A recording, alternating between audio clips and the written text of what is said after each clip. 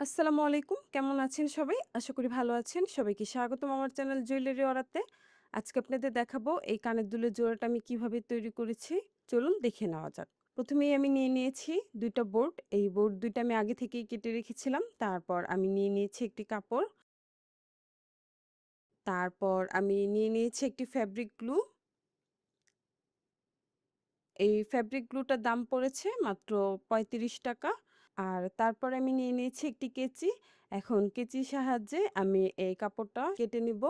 আমি এমন সব কাপড় বাছাই করি যেখানে সবসময় একটু ছোট টাইপের ডিজাইন থাকে। দেখা যায় কাপড়ের মধ্যে ছোট ডিজাইনের কাপড়গুলো দিয়ে জুয়েলারি তৈরি করলে এটা দেখতে বেশি সুন্দর লাগে। আমার একটা থ্রি পিস বানানোর সময় আমি এই ছোট ফুলওয়ালা ডিজাইনটা পেয়েছিলাম। তো আমি তখন কাপড়টা রেখে দিয়েছিলাম। এরকম এক জোড়া কানের দুল তৈরি করব সেটা ভেবে। তারপর আমি বোর্ডটা কাপড়ের উপর রেখে এখন ফেব্রিক গ্লুর সাহায্যে কিভাবে আটকে নিচ্ছি আপনারা একটু ভিডিওতে ভালোভাবে লক্ষ্য করলেই বুঝতে পারবেন। এই পর্যায়ে আপনারা বেশি করে ফেব্রিক গ্লু দিতেও পারেন, নাও দিতে পারেন। আমি যেহেতু কাপড়টা সেলাই করে নিব, আমি কখনো আঠা দিয়ে তারপর কানের দুলটা একেবারে ফিনিশিং দেই না। আমি সবসময় সেলাই করে তারপর সাইডগুলো আটকে নেই। যাতে এই কানের দুলটা কখনো খুলে না যায়।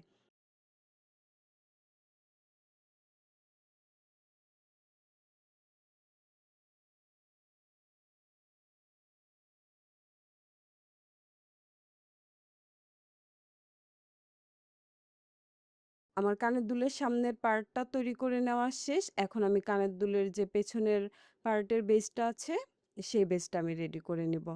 আমি একই পদ্ধতিতে কানের দুলের এই পেছনের অংশটাও ফেব্রিক গ্লুর সাহায্যে আটকে নিচ্ছি। আপনারা চাইলে এখানে মাউন্ট বোর্ডও ব্যবহার করতে পারেন বা এমডিএফ বোর্ডগুলো পাওয়া যায়, সেই বোর্ডগুলো দিয়েও তৈরি করে নিতে পারেন। আমি এখানে শক্ত টাইপের যে বক্সগুলো আছে, সেই বক্স কেটে তারপরে এই কানের দুলটা বানাচ্ছি। অবশ্যই আপনারা এমন সব বোর্ডগুলো বাছাই করে নিবেন বা কাগজগুলো বাছাই করে নিবেন, যেগুলো অনেক শক্ত হয় আর সহজে বেঁকে যায় না। আপনারা চেষ্টা করবেন এমন ধরনের বোর্ডগুলো নিতে।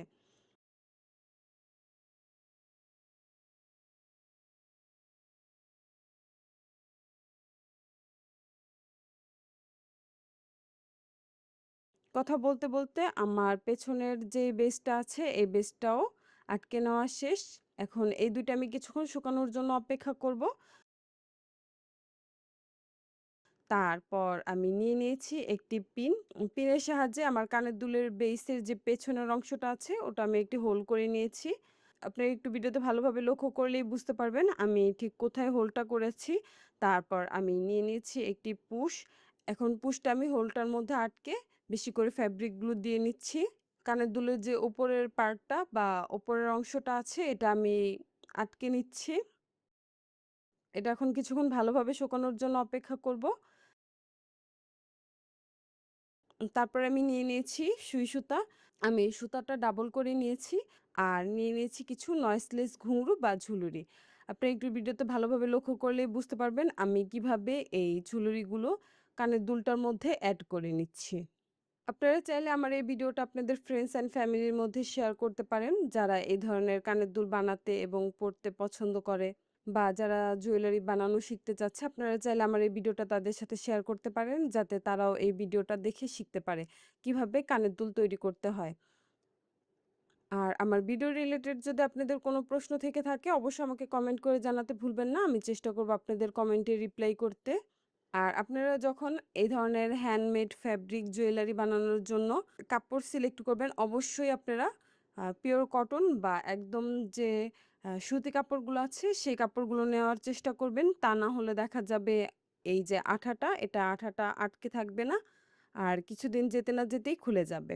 আমি সবসময় এই ধরনের জুয়েলারিতে যে ফ্যাব্রিকটা ইউজ করি এটা হচ্ছে কটন।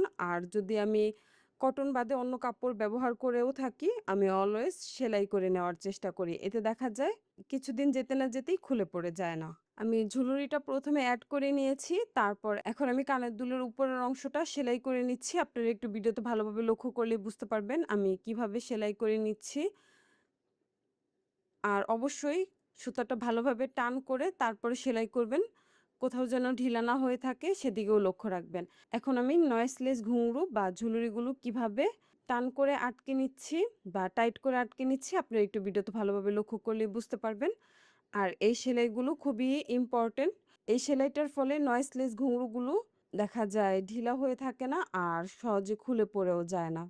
এই সেলাইটা বলে বোঝানোর মতন কিছুই নেই। আপনারা একটু ভিডিওতে ভালোভাবে লক্ষ্য করলেই বুঝতে পারবেন আমি এই সেলাইটা কিভাবে দিয়ে নিয়েছি। সেলাইটা দিয়ে নেওয়া শেষ। এখন আমি সুতাটা গিঁট দিব। আমি কয়েকবার ভালোভাবে গিঁট দিয়ে নিব যাতে সুতাটা খুলে না যায়। আর এই গিঁটটা আমি কিভাবে দিচ্ছি আপনি একটু ভিডিওতে ভালোভাবে লক্ষ্য করলেই বুঝতে পারবেন।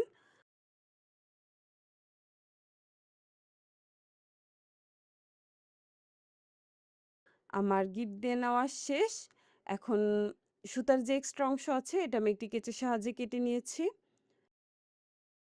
আমার মনে হচ্ছিল কানের দুলটা একটু ফাঁকা। তাই আমি নিয়ে নিয়েছি কিছু মিরর। এখন আমি মিরর এড করে দিচ্ছি। এই ডিজাইনগুলো সম্পূর্ণ আপনাদের ইচ্ছার উপরে ডিপেন্ড করে। আপনারা চাইলে এই পর্যায়ে মিরর নাও এড করতে পারেন। আমার মনে হচ্ছিল মিররটা এড করার ফলে আরো বেশি সুন্দর লাগবে কানের দুলটা। আপনারা চাইলে এখানে ৪ কোনা মিররের পরিবর্তে যেকোনো ধরনের মিররই ব্যবহার করতে পারেন। আমার কাছে মনে হচ্ছে ৪ কোনা মিররটা দিলে বেশি সুন্দর লাগবে। এখন এই কানের দুলটা আমি ৮ থেকে ৯ ঘন্টা ভালোভাবে শুকিয়ে নিব। তারপর আমি এই কানের দুলটা ব্যবহার করব।